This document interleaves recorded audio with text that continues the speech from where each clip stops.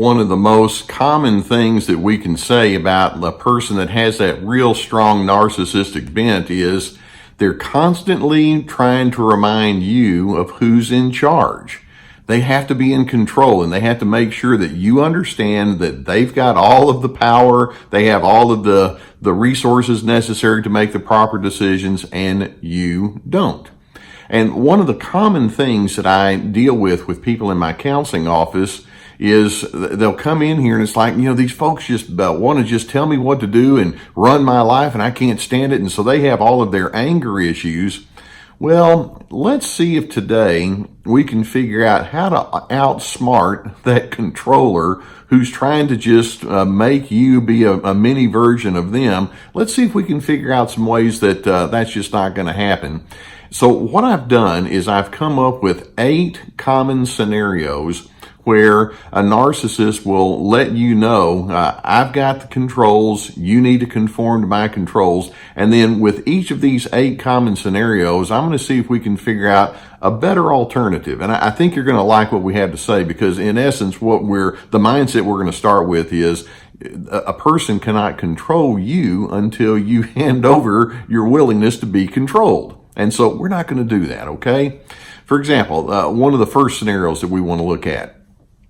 Narcissists will very commonly construct an in-out frame of reference. You're with me, you're against me. You're on the team with me, you're not on the team with me. And so, in essence, they want to make sure that you think the correct way, that you have the proper kinds of priorities and interpretations. And then if you don't, then it's curtains for you. And I'll have people that it's just like, they're just so black and white. And my response to that is, yeah, they really are, aren't they? So here's the outsmarting that you can do. Why don't we begin with the notion that says you can think in and out, for me or against me. But I don't. I don't think in those kind of terms. I feel no need to be deemed in or out. And if that's something that you want to do, if that's a label that you want to stick on me, okay. I'm not attempting to gain entrance into whatever kind of organization you're trying to come up with. I don't play the in versus out game. Well, then they'll come back, and a second thing that they'll do, they'll demonize you when you speak against the agenda that they have. It's like, well, there's just something really wrong with you because you just won't do anything. You're just a rebel. You're a nonconformist. You're a malcontent. And they can talk all day long about how you're impossible to deal with. And so when they demonize you, your outsmarting of that is going to be something to the effect of, well, you may have any opinion of me that you want. And if you think of me as being some awful human being, that's not exactly my favorite thing, but I don't look to you to define who I am and how I think about me. I get to have my own opinion of me. And so it drives them crazy, and then they want to keep coming back and giving all sorts of evidences as to why you're that demon person. It's like, okay, you have all the evidence that you want. I still have my same opinion. Now, a third thing that they like to do is they'll rally their flying monkeys to scorn you. Many times the narcissist can have other people that they have figured out that they can kind of make them conform to what they want. And so those are their flying monkeys. They're the ones who just kind of do the bidding of the narcissist and shake their head and say, yeah, okay, you're right, Mr. Mrs. Narcissist.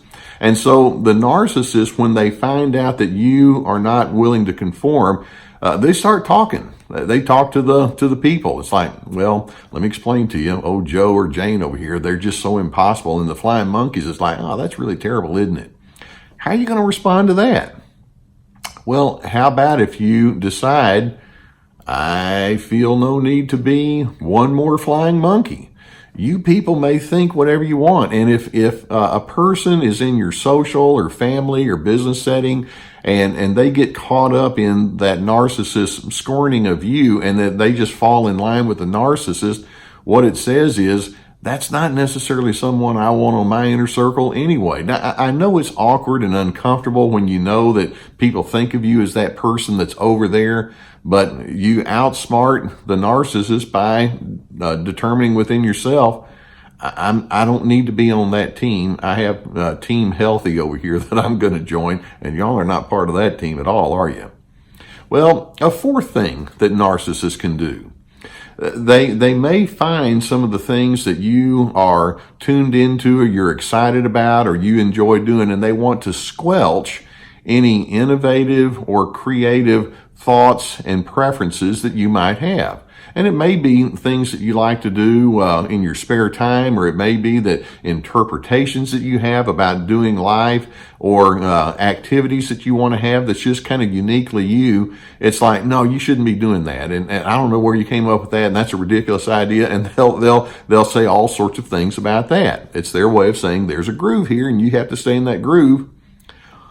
What if you decided there, I get to choose my own way. Thank you very much. And so if you don't like my creativity, if you don't like the activities that I enjoy, well, I'll either tell you how I enjoyed it later on when I'm finished with it. Maybe you'll ask me about it. And if you don't, I'm going to enjoy life in what makes sense to me with people who can appreciate me, and basically try to squelch all you want, but I'm going to go ahead and do what I want. I've had conversations with people, and they'll say, well, that narcissistic person doesn't want me to do this activity or that activity. And I'll say, well, what would you do? What would you think if you just said, I'm just going to do it anyway? And they'll look at me like, oh, Carter, you're a genius. It's like, yeah, go figure. And that's what I'm saying. Go do it. Let them try to squelch, but do what you need to do. Have your own creativity and your own initiatives.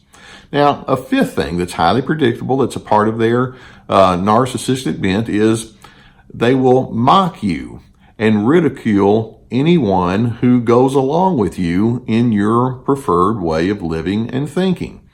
Narcissists like to control via insults and name calling and sarcasm and all sorts of scorning kinds of behaviors. Now, many times people collapse like that and they think, oh, this is so terrible that narcissist is saying ugly things about these people that I appreciate. Let them think what they want to think. That you're going to outsmart the narcissist when they go into the mocking and ridicule mode by letting it be known, I will speak my truth and I will make my decisions. And if you want to mock me, frankly, that's a commentary about who you are, much more so than it's a commentary about me. I have no need to come back against your mocking and your ridiculing. I don't play that game. Well, a sixth thing that a narcissist can do is they can remind you over and over and over how other you are. You don't measure up. You're not worthy to be with me. And so you're out there and you're not somebody that I need to associate with. Well, you outsmart them as opposed to saying, please don't think that about me. You outsmart them by letting it be known, yeah, I really am kind of other, aren't I? And you embrace it. I like being other. I don't want to be in this mindset over here. So as you remind me of that, I take it to heart that says it's really okay for me to be separate and distinct. Or a seventh thing that a narcissist might do is that they'll set up impossible conditions for you to be accepted. Let's suppose that they find out failures of yours or weaknesses or flaws or just things that just didn't go real well. And then they come at you. It's like, this is why I don't accept people like you. This is why I don't have any use for someone like you. Well, you outsmart them by letting them know, I realize that. And I understand that. The good news is you're not the person's whose acceptance I build my self-esteem on. And so it would be nice if you would accept me. But if you don't, then your acceptance is not the final word anyway.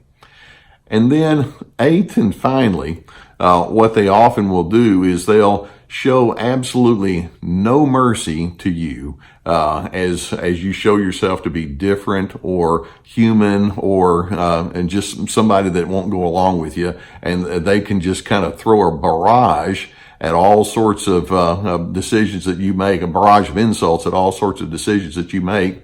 And so you outsmart them there by thinking, you show no mercy to me. I'm going to become a person of mercy. And I'm first going to have mercy towards myself. As my humanity is known and as I determine how I'm going to deal with the highs and lows of my life, I want to have a sense of grace and mercy and goodness and decency. And then what I'm going to do is I'm going to do it towards other people who have the same need. And so, Mr. or Mrs. Narcissist, if you have no mercy and if you feel the need to pronounce yourself as above and better, I'm sorry that you think that way. But I like the fact that I am a person that is merciful.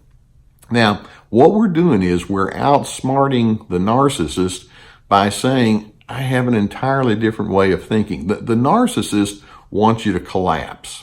The narcissist wants you to capitulate. They want you to think, oh, this is terrible now that you're thinking poorly of me. The narcissist wants you to be afraid. They want you to be very afraid. The narcissist likes it when you argue with them because it lets them think, see, this is why you're such a troubled person. The narcissist wants you to live with chronic doubt.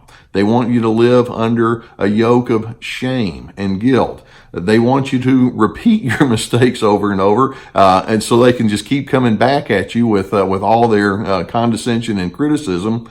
The narcissist wants you to challenge your own legitimacy, and then they want to put their legitimacy, their version of it, onto you. So we outsmart the narcissist by saying, go right ahead. Be what you are, because you're going to do that anyway. The good news is I have separate thoughts. I have separate ideas. I have separate priorities. I'm sticking with that. That's how you do it. I do hope that you find benefit with videos such as this. Beneath the video here, you'll see a subscribe button. I would encourage you to hit that. We also have links to some of my books and online workshops. We even have links to some promotional stuff like coffee mugs and things like that. If you have a need for online counseling, and I know that some of you can take advantage of that, we have a link for that too, and I would encourage that. Basically, we want to just help you along your journey and make sure that you're doing well and that you're going to be able to move forward in a way that gets the best from within yourself. So all of that having been said, thank you for letting me be a part of your journey. I hope this gives you some food for thought, and I shall see you next time.